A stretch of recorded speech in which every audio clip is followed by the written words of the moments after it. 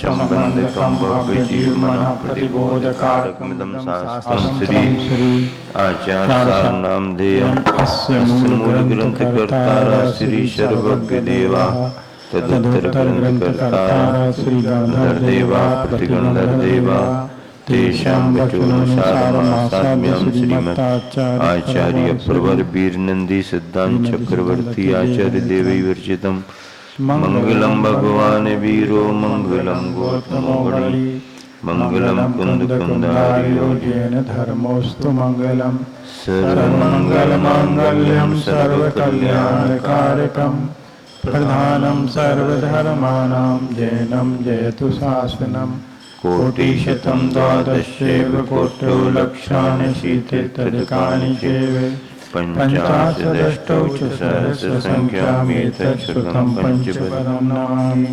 अर्हन्तभाषियत्थं गणहरदेवेन्द्रन्त्यं समं परमामि भक्तियुक्तो सुतरानो वयं शिरसा इच्छामि मन्त्रेषु भक्ति कावुसकोसालुचुं अंगो अंगपैण्य पाहुले पड़ियम शुद्धपरमामि उपभोगै जुलिया शिवशुद्धतत्त्वं मुखायं सहस्रकालमञ्चेमि पूजेमि वन्दामि नमस्सामि दुःखकुकुममोहिलाओ सुखैगमनं समाहि मरणं जिनगुण संपत्ति होमजं नमोस्तु अपराणिक साध्याय विलयं श्रीमदाचार्य भक्ति का सर्गम करोमि हम।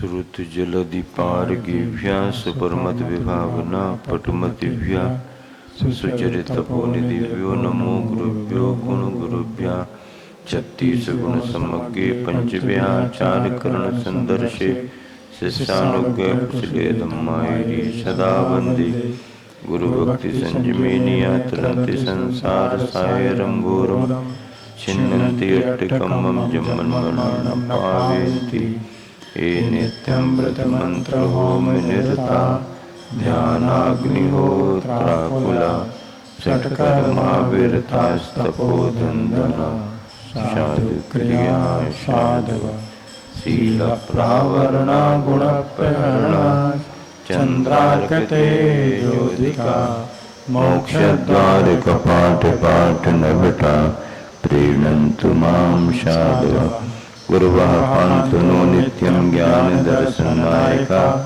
चारित्राणो गंभीरा मोक्ष मार्गोपदेशका इच्छामि मन्त्यादि भक्ति का सुपोतसालोच्यं सम्मनान सम्मिदं संसंजयताणं पंचव्याचारणं आयर्याणं आयारादि सुगुणाणं वदेश्याणं वज्झायाणं तीरेण गुणपालनयाणं सब्दसावणं शयनचिकालं पंचेमि पूजेमि वन्दामि नमामि दुःखकुकुममोहिलाओ सुगैगमनं समाहिमरणं जिनगुण संपत्ति ओदुमज्जं लक्ष्मीं वीरजिनेश्वरा पदनता नन्तामराधीश्वरा पद्मासग्नपदाम्बुजा परमचिन् लीलाततरव्रजा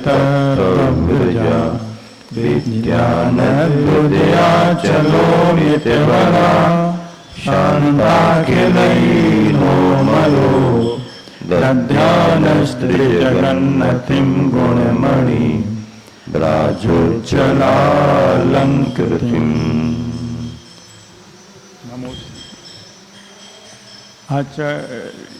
अनंत अनंत सिद्ध परमेष्टि भगवान की जय। पंच परमेष्टि भगवान की जय। आचार्य श्री वीर नंदी महाराज की जय। परम पूज्य संत शिरोमणि आचार्य गुरुदेव श्री विद्यासागर जी महाराज की जय। नवाचार्य श्री समय सागर जी महाराज की जय। निर्यापक श्रवण मुनि श्री समता सागर जी आदि 3 कम 9 करोड़ मुनिराजों की जय। देख ले, कल देख सकते दोपहर में, परसों देख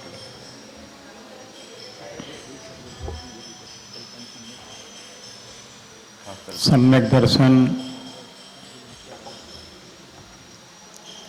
के विषय रूप दर्शनाचार के बाद ज्ञानाचार का अधिकार है और उसमें दर्शन और ज्ञान इन दोनों जो उपयोग जीव के लक्षण रूप हैं, दर्शन और ज्ञान, उनमें से ज्ञान के जो 5 भेद हैं, मति ज्ञान, श्रुत ज्ञान, अवधि ज्ञान, मनापरय और केवल ज्ञान, इसमें सर्वप्रथम मति ज्ञान का विस्तार से खुलासा करते हुए कारिकाएं आई हैं, जिसमें मति ज्ञान के 4 भेद बता करके अवग्रह या अवयव धारणा,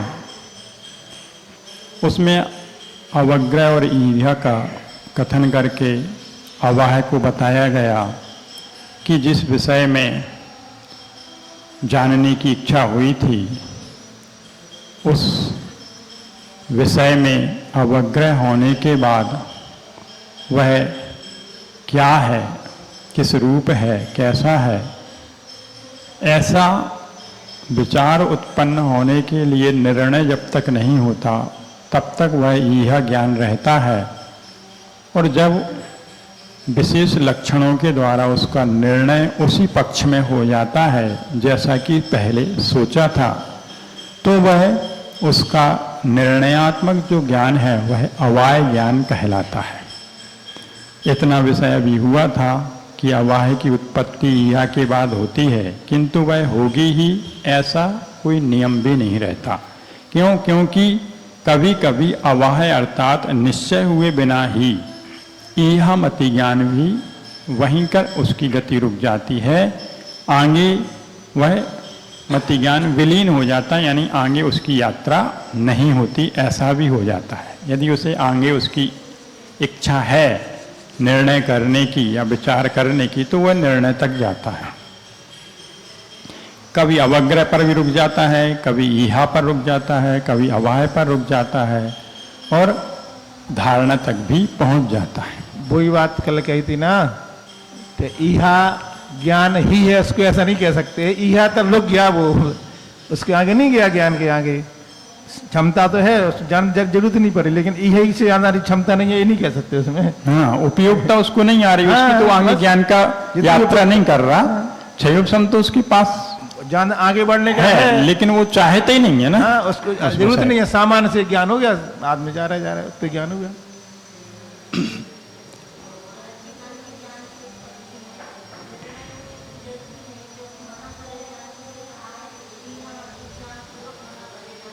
हाँ, यह मति ज्ञान से सीधी यात्रा मन परय ज्ञान की हो जाती है। जो वहां प्रश्नात्मक जिज्ञासा शुरू हुई थी और उसका समाधान उसको मति ज्ञान से सीधा यह ज्ञान के बाद मन परय ज्ञान से समाधान हो जाता है। निर्णय अलग से मति ज्ञान से ना करके मन परय ज्ञान से ही उसका प्रत्यक्ष ज्ञान के द्वारा ही उसका निर्णय उसको प्राप्त हो जाता है।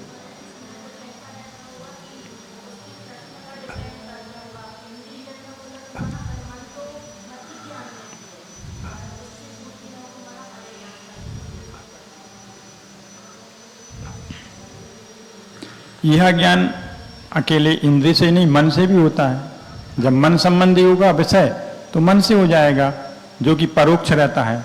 जो विषय सामने हैं, अभिमुख हैं इंद्रियों के, अभिमुख होने वाले का ही ज्ञान इंद्रियों से होता है, लेकिन जो अभिमुख नहीं है उनका ज्ञान मन से होता है, जो परोक्ष में है। अवाय से निर्णीत वस्तु का कालांतर में ज्ञान कराने वाली धारणा का कथन आगे किया जा रहा है 15 नंबर की कार्य का 172 पेज पर। यही ना महाराज जी? नहीं, 15 हो गई, 16 16 नंबर। यानी कि धारणा भी पहुंच गया कि कालांतर में जो निर्णय हुआ है उसका स्मरण बना रहना, उसकी उत्पत्ति का कारण क्या है, तो वह धारणा ज्ञान है, जिससे कि उसको बाद में भी यह वह है इस प्रकार की स्मृति बनी रहती है।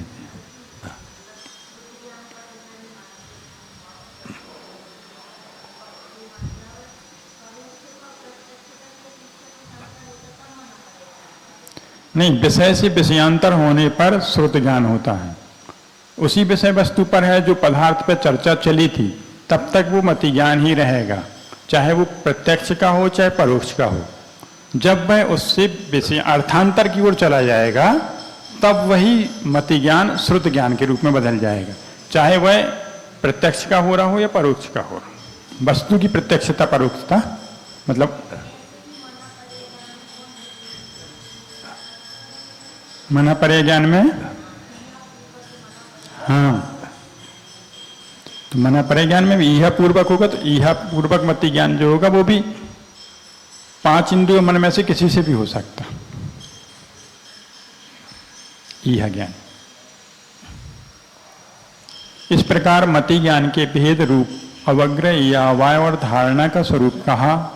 अब इन चारों के भेदों का वर्णन किया जा रहा है कि इनके और भेद 336 जो बनते हैं वो किस प्रकार बनते हैं।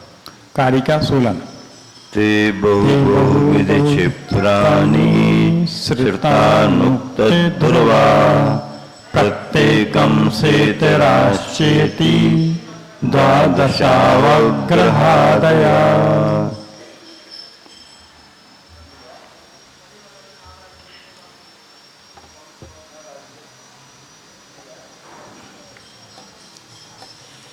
वे कौन? बहुविध क्षिप्र अनिश्रित अनुक्त ध्रुवा। बहुविध क्षिप्र अनिश्रित अनुक्त और ध्रुव, ये इसमें 6 पदार्थों के अर्थों के नाम दे दिए। चा और आगे प्रत्येकम, इन सभी प्रत्येक क्षयों के सेत रहा, इनसे इतर सहित, इतर सहित यानी कि इनसे विपरीत उल्टे जो बनेंगे वो क्या बनेंगे, तो बहु का एक, बहुविध का एक विध, क्षिप्र का अक्षिप्र, निश्रित का अनिश्रित का निश्रित, अनुक्त का नुक्त, ध्रुव का अध्रुव। इस प्रकार सेतरा से इन 6 को और ले लिया। इस प्रकार ते वे अवग्रह आदया, अवग्रह आदि जो ज्ञान 4 प्रकार के होते हैं, वे 12 प्रकार के हैं। 12 प्रकार के उन अवग्रह आदि के एक पदार्थ हैं, अर्थ हैं, जिनके द्वारा उन चारों की गति होती है। इनको लेकर के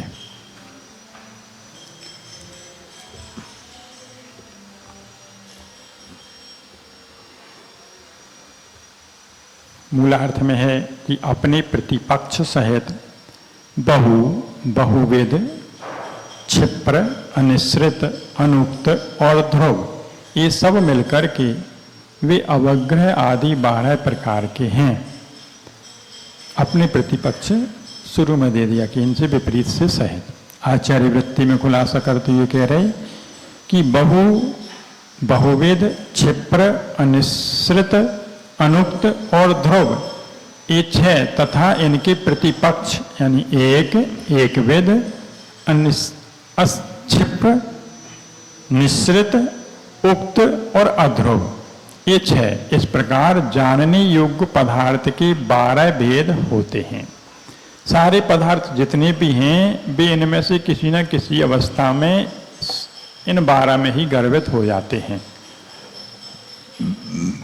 इनको विषय करने की अपेक्षा पहले कहे हुए अवग्रह, ईहा, अवाय और धारणा, ये चारों मति ज्ञान भी इस प्रकार 12 पदार्थों के होने से 12 प्रकार के हैं, ऐसा यहाँ कहा गया है। बहु पदार्थ का अवग्रह, ये बहु अवग्रह का अर्थ है कि बहुत पदार्थों का, और एक पदार्थ का अवग्रह, बहुविध पदार्थ का अवग्रह, एक विध पदार्थ का अवग्रह, यानी एक ही प्रकार के पदार्थों का, क्षिप्र पदार्थ का अवग्रह और अक्षिप्र पदार्थ का अवग्रह, यानी कि जो तेजी से और जो धीमे धीमे होने वाला, अनिश्चित पदार्थ का अवग्रह और निश्चित पदार्थ का अवग्रह। अनिश्चित यानी कि जो पूर्ण प्रकट नहीं है, आंशिक रूप से दिख रहा है, और निश्चित यानी जो सामने पूरा प्रकट है। उक्त पदार्थ का अवग्रह और अनुक्त पदार्थ का अवग्रह। उक्त यानी कि स्पष्ट रूप से जो कहा गया है या जो जिसका विषय है। अनुक्त यानी कि जो नहीं कहा हुआ है उसका। ध्रुव पदार्थ का अवग्रह और अध्रुव पदार्थ का अवग्रह। ध्रुव यानी कि जो चिरस्थायी हैं और अध्रुव जो कि क्षणिक हैं। इस प्रकार इस अवग्रह का मति ज्ञान 12 प्रकार का है। इन अवग्रहों के भेद से इनकी जो अर्थ है, पदार्थ हैं या विषय हैं, उनकी अपेक्षा से वह मति ज्ञान भी 12 प्रकार का हो जाता है। यह अवयव धारणा की भी ऐसे ही 12 भेद होने से वह 12 चौको 48 भेद पदार्थों के और इन 4 प्रकार के ज्ञान के परस्पर गुणा करने से हो जाते हैं। इन्हीं के आगे और कैसे गति होती है उसमें बता रहे हैं। अब पहले तो ये जो 12 बताए हैं बहु आदि, इनके एक एक कारिका से इनका खुलासा किया जा रहा है कि इनकी परिभाषा क्या है, बहु किसे कहते हैं, बहुविध किसे कहते हैं। ये स्वयं आचार्य भगवान ही इसमें कह रहे हैं। उनमें बहु और एक मति ज्ञान का स्वरूप क्या है, इस प्रकार से कारिका नंबर 17। बहुएक व्यक्ति विज्ञानम बहुएकं च क्रमादयाथा बहुस्तर्वासुपो बहुश्चैकं वनं नरः।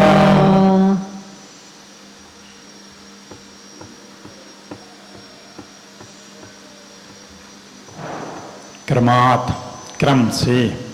क्रम क्या, जो ऊपर वाली कारिका में क्रम आया था उसी क्रम से। बहु एक व्यक्ति विज्ञानम, बहुत और एक व्यक्ति का ज्ञान होना।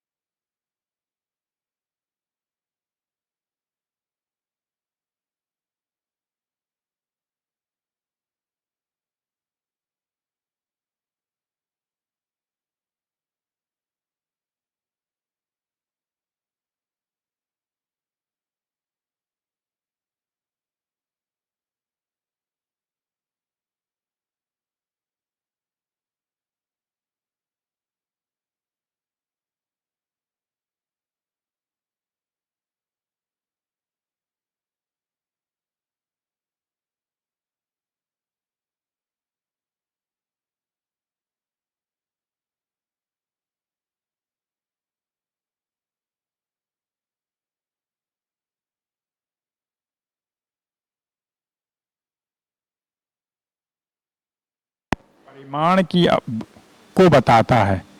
जैसे बहुत से वृक्ष, इस वाक्य में बहुत शब्द 2 से अधिक संख्या को बतलाता है।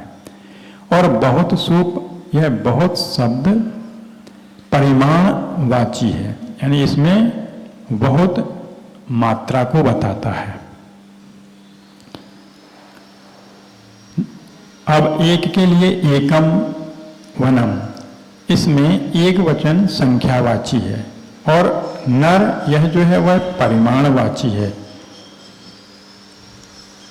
वन है वो एक ग्रुप के लिए बताया जा रहा है कि वन, और संख्या के रूप में बताया जा रहा है परिमाण में कि एक मनुष्य है।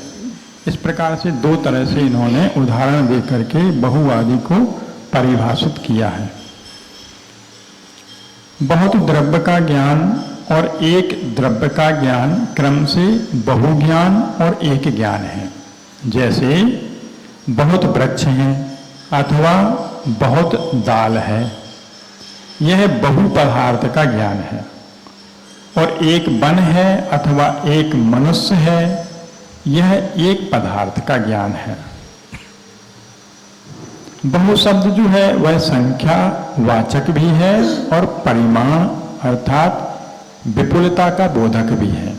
यहाँ बहु शब्द के दोनों अभिप्राय ग्रहण करने योग्य हैं। बहु शब्द के संख्यावाचक अभिप्राय से बहुत वस्तुओं का बोध होता है, जैसे बहुत मनुष्य, बहुत वृक्ष, बहुत घोड़े आदि। उसी की विपुलता बोधक अभिप्राय से द्रव्य के बहुत परिमाण का अर्थात विपुलता का बोधक होता है कि उसकी मात्रा बहुत है, जैसे बहुत जल, बहुत अन्न, बहुत दाल आदि। बहुत शब्द को विषय करने वाला मति ज्ञान बहुमति ज्ञान कहा जाता है। फिर एक ही वस्तु को विषय करने वाला मति ज्ञान एक मति ज्ञान कहलाता है, जैसे एक वन अथवा एक मनुष्य आदि। यहाँ भी उसी तरह से परिमाण और संख्या की अपेक्षा लगाना कि वन जो है बहुत सारे वृक्षों का समूह है, लेकिन वह वन एक ही कहला रहा है, इसलिए एक। यहाँ पर मात्रा गिनती की अपेक्षा नहीं, बल्कि उसकी समूह में होते हुए भी एक ही है। और मनुष्य में एक ही मनुष्य लेना है। इस प्रकार यहाँ परिमाण का वाची है। अब बहुविध और एक विध मति ज्ञान को स्पष्ट करते हैं। बहुविक जाति विज्ञानम स्यात् बहुविक विधम यथा वरान बहुविहा गौर जाति एक विधेति च।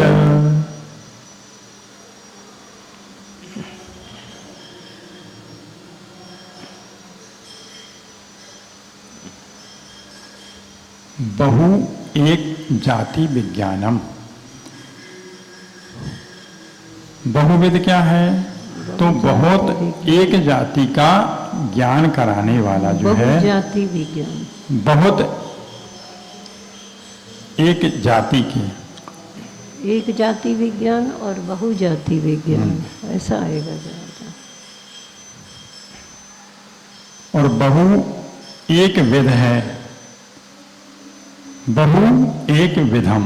बहु एक जाति विज्ञानम और बहु एक विधम, दो प्रकार के अर्थ निकाल रहे हैं। जी। तथा जैसे निर्णाम मनुष्यों के वर्ण बहुविधा बहुत प्रकार के हैं। ये उदाहरण दे दिया इसका पहले की, ये बहुत प्रकार के हैं यहाँ पर। और और गौ जो है गाय जात्या जाति की अपेक्षा एक विधा एक प्रकार इति एक प्रकार की है। अब यहाँ पहले उदाहरण व्यतिरेक है, पहले जाति वाला और विध वाला उदाहरण पहले दे दिया और जाति वाला बाद में दे दिया।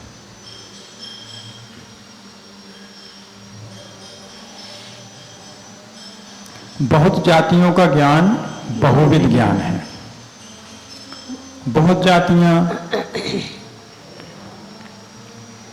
और एक जाति का ज्ञान एक विध ज्ञान है। जैसे मनुष्यों के वर्ण बहुत प्रकार के हैं, यह बहुविध ज्ञान है। मनुष्यों के वर्ण बहुत प्रकार के हैं तो अनेक प्रकार के वर्ण वाले, लेकिन क्या हो गया, मनुष्य एक ही जाति है, एक ही जाति में बहुत वर्णों का ज्ञान। और गाय जाति की अपेक्षा एक प्रकार की है, यह जाति भी अनेक, एक विध ज्ञान है। जाति भी अनेक हो गई ना। एक जाति में बताएंगे तो एक विध ज्ञान, अनेक जाति का बताएंगे तो बहुविध ज्ञान। मुख्य और गौण किया, यहाँ जाति को मुख्य कर दिया तो एक ही प्रकार की गायें हैं, और वहाँ मनुष्य एक ही प्रकार के होने के बाद भी मनुष्यों के वर्ण को मुख्य कर दिया और मनुष्यों को गौण कर दिया, तो उनके वर्ण अनेक प्रकार के हैं, तो बहुविध में आ गया वो, और ये एक विध में आ गए। बहुविध, हाँ, आगे स्पष्ट कर। आचार्य वृत्ति में कह रहे कि विध शब्द जो है वह प्रकार को सूचित करता है। इससे बहुविध का अर्थ हुआ अनेक प्रकार के, अथवा अर्थात अनेक जाति के पदार्थ, यथा जैसे अनेक जाति के वृक्ष, विविध प्राणी, नाना प्रकार के शब्द और सुगंध अथवा मनुष्यों के वर्णों की विविधता। बहुत प्रकार के पदार्थों को युगपद विषय करने वाला जो ज्ञान है वह मति ज्ञान, बहुविध मति ज्ञान कहलाता है।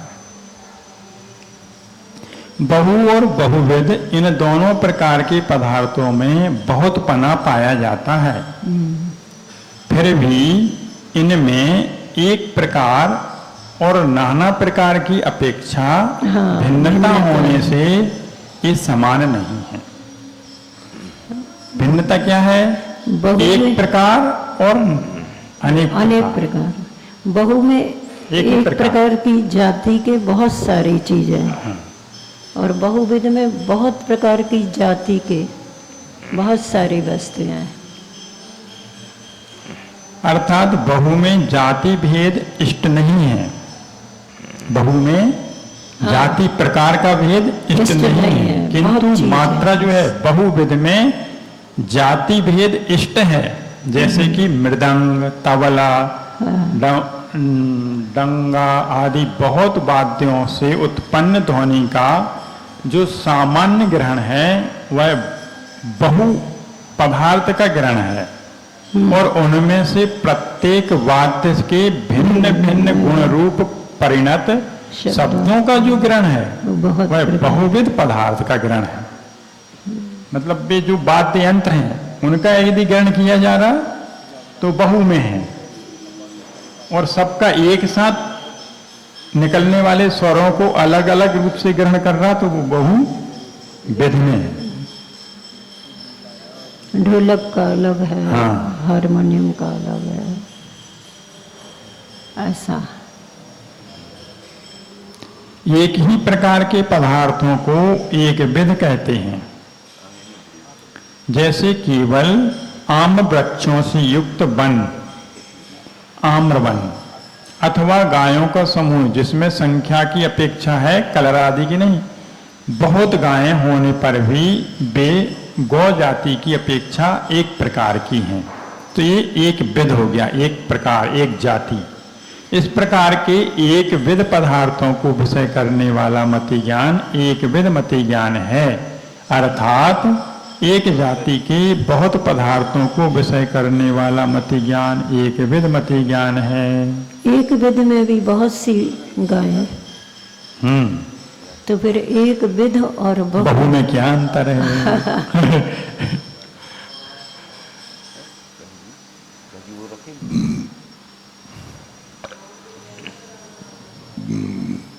बहुविध में तो अलग है, लेकिन एक विध और बहु इसमें, क्योंकि एक विध में एक प्रकार की बहुत सी चीजें हैं, और बहु में भी बहुत जल था, या बहुत मनुष्य थे, बहुत वृक्ष थे। बहु में वो आ जाएगा। ये समझ में नहीं आता। अलग से कहीं से उनका समाधान होगा तो आएगा। अब तुम जाति को वेराइटीज बोल दो। वैरायटी बोलो चाहे कुछ बोलो, शब्द परिवर्तन से विध बोलो, जाति बोलो, वैरायटी बोलो, अलग है।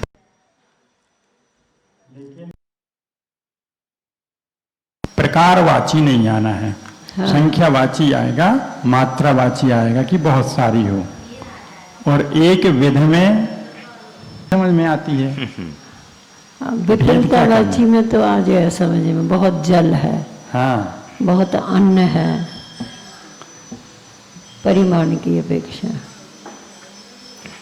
एक में यदि एक ही लिया जाए और एक विध में एक एक अनेक प्रकार के लिए जाएं,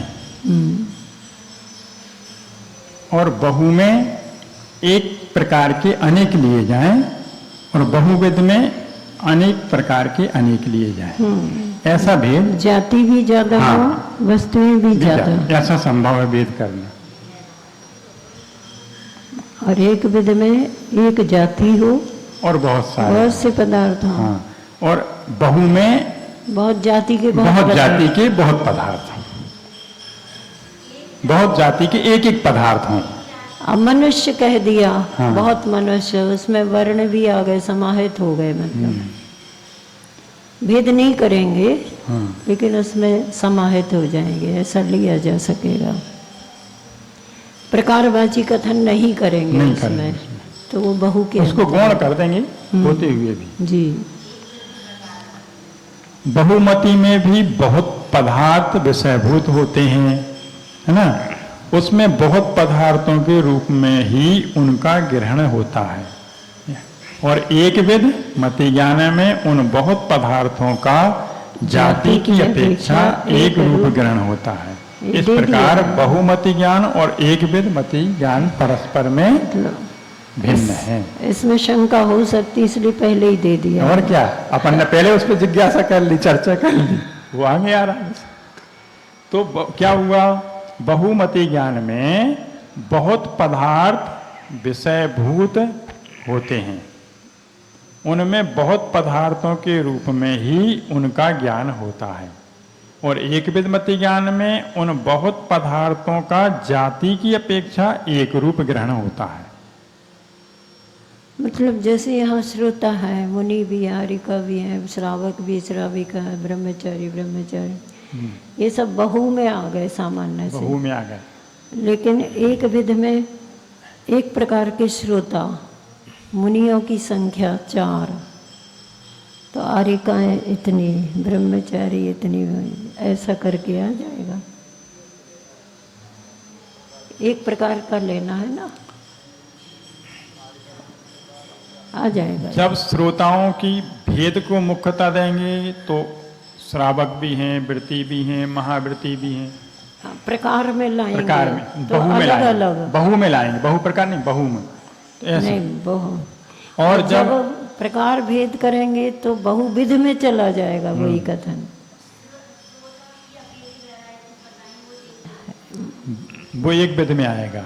हाँ, श्रोता है सामान्य से अलग होते हुए। एक विध में कहोगे ना, एक प्रकार के श्रोता, तो एक प्रकार के श्रोता में आरिका अरिका, श्रोता के हिसाब से सब श्रोता हैं, मुनि, उसमें हाँ, फिर भेद नहीं वो करना। फिर बहु में आ जाएगा। एक जाति, बहु, उसको एक जाति, ये ना, एक विध मति ज्ञान में उन बहुत पदार्थों का जाति की अपेक्षा एक रूप ग्रहण होता है। और तो विवक्षा लगाना बस, पड़ेगी कि वही। अपन को क्या विवक्षा है। बस विवक्षा ही है, वस्तुएं तो वही है। सामान्य लगाना है तो बहु में ले लो, विशेष करना तो बहुविध में ले लो, ऐसा होगा। विद प्रकारवाची है, हाँ। विद प्रकारवाची। अरे बड़ी माता जी आ गई। अब क्षिप्र और अक्षिप्र मति ज्ञान को कहते हैं 19वीं कारिका। बस इतना ही रखो जी। वो नहीं, वहां पर भी पहुंच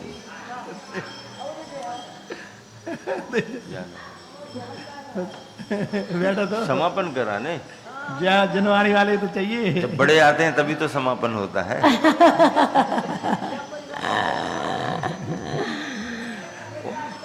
उन्होंने निवेदन किया था कि मतलब थोड़ा करके आ जाना। एक और कर लो, सुन, एक और कर लो। हाँ, एक कर लेते हैं। आस्वर्थस्य ग्रह क्षिप्रम क्षिप्रम शनिग्रह मृत्मात्रम यद्वदावते नूतनम चानूतनम जलम। क्षिप्र और अक्षिप्र, जल्दी और धीरे धीरे। हाँ, जल्दी और धीरे धीरे। हाँ, जल्दी जल्दी जल्दी करो, धीरे धीरे करो। जल्दी करो, धीरे धीरे। अर्थस्य उन पदार्थों का जो उसके विषय बनाए जा रहे हैं, उन पदार्थों का आसु यानी कि शीघ्र ग्रहण होना, क्षिप्र स्यात् है। जो पदार्थ बनाए जा रहे विषय, उन पदार्थों का शीघ्र ग्रहण होना यह क्षिप्र है। यहाँ भाव ऐसा निकल रहा है जैसे शीघ्र ग्रहण कर रहा है, यानी मति ज्ञान जल्दी पकड़ रहा कि शीघ्र वो निकल रहा, वस्तु सामने से शीघ्र गमन कर रही, ऐसा अर्थ लेना, या शीघ्र ज्ञान ग्रहण कर रहा। ये दो विवक्षा यहाँ बना दी। फिर सनई यानी धीरे धीरे ग्रहण करना। उदाहरण तो गति की अपेक्षा देते ना, हैं। हाँ, दो देंगे, ट्रेन और घोड़ा। सनई यानी कि धीरे धीरे ग्रहण करना। अक्षिप्र है। 175 पृष्ठ पे यदवत जैसे मिट्टी का नूतनम नवीन नया मृत पात्रम मिट्टी का घड़ा सकोरा, कोई भी मिट्टी का बना हुआ नया पात्र जो है वह। जल को शीघ्र आदत्ते शीघ्र ही ग्रहण करता है, शीघ्र ही वह उसमें सोख लेता है। और अनूतनम जो पुराना, मृत पात्रम मिट्टी का घड़ा आदि है वह। सनई धीरे धीरे ग्रहण करता है। ये तो वही हो गया। हाँ, कोई वस्तु को जल्दी जान लेना। इसमें वो आएगा, ज्ञान को बता रहे हैं। ज्ञान की गति लेना है शीघ्र, या पदार्थ की गति, ये भेद यहाँ पे एक नया उठ रहा है। पदार्थ की गति से ही तो ज्ञान की गति बनेगी। पदार्थ शीघ्र परिणमन कर रहा है। वही प्रश्न है। हम गे से ज्ञान नहीं होता, ज्ञान जानना सुनो स्वभाव है आत्मा का। क्षिप्र नाम का हम क्या कहना चाह रहे? जी। पदार्थ का शीघ्र परिणमन होगा तो ज्ञान की गति में शीघ्रता का परिणमन होगा। पदार्थ अगर अक्षिप्र कर रहा है तो ज्ञान की गति भी, मतलब उसमें ज्ञान की गति तो सबसे ज्यादा तेज है। अरे ज्ञान का स्वभाव ही जानना है। गे तो पदार्थ तो गे है, उसके अनुसार ये नहीं चलता है। एक मत है, अरे मत है एक कि पदार्थ से ज्ञान होता है। बहु विनादि अर्थ के तो भेद हैं। अर्थ के भेद है तो ज्ञान के भेद नहीं किए जाते। तो ज्ञान उसको कैसे जानेगा? ज्ञान उसको कैसे जान रहा है? ज्ञान धीरे धीरे जाने, ज्ञान जल्दी जल्दी जाने, ये लेकिन किसको जाने? पदार्थ को। इतना लेकिन अर्थ में परिवर्तन हो रहा है इतना, ये तो मैं वो नहीं कि आप समझ, पूरी बात तो सुनो पहले। आप एकदम ही कहने लगी सुनो, तो हम क्या कहना चाह रहे? हम ये कहना चाह रहे कि पदार्थ का परिणमन अगर शीघ्रता में हो रहा है तो ज्ञान उसको जब पकड़ेगा तो शीघ्रता के साथ पकड़ेगा कि इसका परिणमन शीघ्र हो रहा। और अगर उसका धीमा धीमा, जैसे मान लो ट्रेन निकल रही, तो अपना ज्ञान ट्रेन को किस रूप में पकड़ेगा? वंदे भारत निकल गई, मिनट ही नहीं देख पाए, सेकंड नहीं लगा, वंदे भारत निकल गई। और अगर मान लीजिए घोड़ा जा रहा, बैलगाड़ी जा रही, तो अपन बातचीत करते भी साथ साथ चल सकते हैं। इसका अर्थ क्या हुआ ये बताओ बाप। हम आपसे पूछना चाहते हैं, क्षोभम ज्ञान में होता है कि पदार्थ में?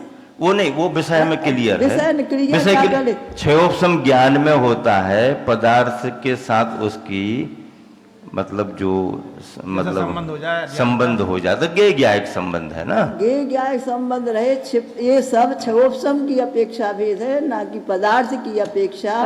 एक भेद, अरे एक मत चलता है जो गे से ही ज्ञान को मानता है। बौद्ध मत यही मान उस रहा मत की है। चर्चा नहीं करना।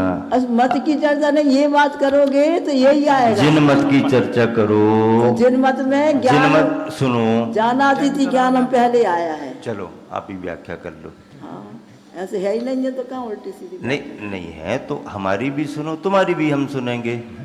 आप अपनी बात बता चुकी। ठीक है, अब इसकी बात देखते हैं क्या कह रहा है। नहीं, क्षयोपम किसका है? क्षयोपम की अपेक्षा भेद है। क्षयोपम जीव में है, क्षयोपम ज्ञान का है। हाँ, ज्ञान ज्ञेय के रूप परिणमन करता, ज्ञान ज्ञेय के प्रमाण है।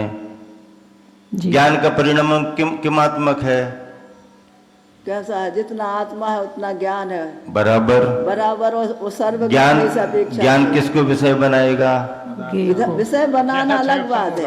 किस, हम जो पूछ रहे पदार्थ हो, को, हम जो पूछ रहे हो उसका उत्तर दो। पदार्थ ज्ञान को। किसको विषय बनाएगा? अर्थ से कहा सो पदार्थ अर्थ को। से। अर्थ से पर भी हो सकता है, अर्थ से स्व भी हो सकता है। जी ठीक है ना? स्व भी पदार्थ है, पर भी पदार्थ है। अब आत्मा की जैसी परिणति हो रही होगी, स्व का ज्ञाता होगा, पर पदार्थ की जैसी परिणति हो रही होगी। अर्थ बहु भी है, बहुविध भी है, क्षिप्र भी है, अक्षिप्र भी है। ऐसा कहना है। जैसे कोई एक वस्तु है और उसका ज्ञाता का जो क्षयोपम है वो बहु का है उस समय, तो उसको बहु वस्तुएं दिखेंगी कि एक ही वस्तु एक दिखेगी? होते होगी। अरे एक वस्तु देखे, ये जो वस्तु कितनी भी रहे, लेकिन उसको वह ग्रहण करने क्षयोपम वाला। जैसा होगा वैसी दिखेगी। हाँ? जैसा क्षयोपम होगा वैसी दिखेगी वस्तु। यस, हाँ, जैसी वस्तु है वैसी नहीं दिखेगी। एक है, यदि क्षयोपम बहु का है तो वस्तुएं बहु दिखेंगी। चलो अर्थ से ये भेद कहे गए ना कि अरे क्षयोपम के भेद है। उन्होंने कहा असंख्यात प्रकार का सजे विषय धवला में भी आया है, 13वीं पुस्तक में, और राजवार्तिक में भी आया, और सब जगह। जैसे खट्टे नाम कर्म का उदय रहेगा जीव नाम का, कर्म का उदय तो खट्टे का उसके नहीं। लिए निब्बू खट्टा लगेगा। हाँ? निब्बू खट्टा कब लगेगा? जब खट्टे नाम कर्म का उदय जीव का होगा। हाँ, अगर हाँ। यदि पदार्थ, मीठे नाम कर्म का उदय होगा तो मीठा लगेगा। अगर पदार्थ वहाँ पर बहुत अच्छा है, बिल्कुल शुद्ध है, और मन हमारा बिगड़ा हुआ है, गमी हो गई, तो हमें कितना मीठा लगेगा? वो तो उपयोग नहीं जा रहा उस समय। अरे उसका। उपयोग नहीं जाएगा तो कुछ भी होगा, लेकिन अरे उपयोग जब बिना करेगा, जाए ज्ञान होता तो क्या? उपयोग बिना ज्ञान नहीं होगा, लेकिन उपयोग अन्यत्र चला गया तो ज्ञान अन्यत्र का होगा, यहाँ का ज्ञान नहीं होगा। अच्छा, अभी तक तो हमने जो जाना थी ज्ञान, अब जाने का क्या? गे को जाएंगे। गे के अनुसार ज्ञान नहीं होता है, ज्ञान के अनुसार वो तो 100% ये बदल है, जाता इसमें कोई है। संदेह नहीं है कि ये के अनुसार ज्ञान होगा नहीं। ये तो उल्लू सही बोल रहा है, आप बिल्कुल बात ही नहीं है। लेकिन ज्ञान ही गे को जानेगा किसी रूप में गे है ना महाराज, जैसे बोल लेना। हाँ सही है सर। जो पदार्थों को शीघ्र ग्रहण करता है वह क्षिप्र ज्ञान है। जैसे नवीन घट पानी शीघ्र ग्रहण करता है। नवीन घट के पानी को शीघ्र शोषण करने की शक्ति है, अर्थात जो वस्तु को शीघ्र ग्रहण करता है वह क्षिप्र ज्ञान है। जो ज्ञान वस्तु को धीरे धीरे ग्रहण करता है वह अक्षिप्र ज्ञान है। जैसे पुरातन घट पानी को धीरे धीरे ग्रहण करता है। अर्थ का शीघ्र ग्रहण होना यह क्षिप्रमति ज्ञान है, और धीरे धीरे ग्रहण होना यह अक्षिप्रमति ज्ञान है। जैसे मिट्टी का नवीन पात्र जल को शीघ्र ग्रहण कर लेता है और पुराना पात्र धीरे धीरे ग्रहण करता है। आचार्य वृत्ति में बता रहे हैं कि जिस प्रकार पानी का, मिट्टी का नया सकोरा उस पर पड़े हुए जल बिंदुओं को शीघ्रता से ग्रहण कर लेता है, उस प्रकार विषय विषयी का सन्निपात होते ही पदार्थ को शीघ्रता से जानना यह क्षिप्रमति ज्ञान है। इसमें इससे जो विपरीत है, जिस प्रकार वही सकोरा पुराना होने पर जब जल कणों को मंदता से ग्रहण करता है, उस प्रकार पदार्थ को धीरे धीरे जानना यह अक्षिप्रमति ज्ञान है। इतनी रखें। आपका हो हैं? गया, कार्य हो गई। वहाँ भी थोड़ा 10 मिनट बैठना है ना। बोधि समाधि परिणाम शुद्धि स्वात्मोपलब्धि शिव शोक सिद्धि चिंतामणि चिंतित वस्तुदाने त्वं वन्दे मानस्य ममास्तु देवी।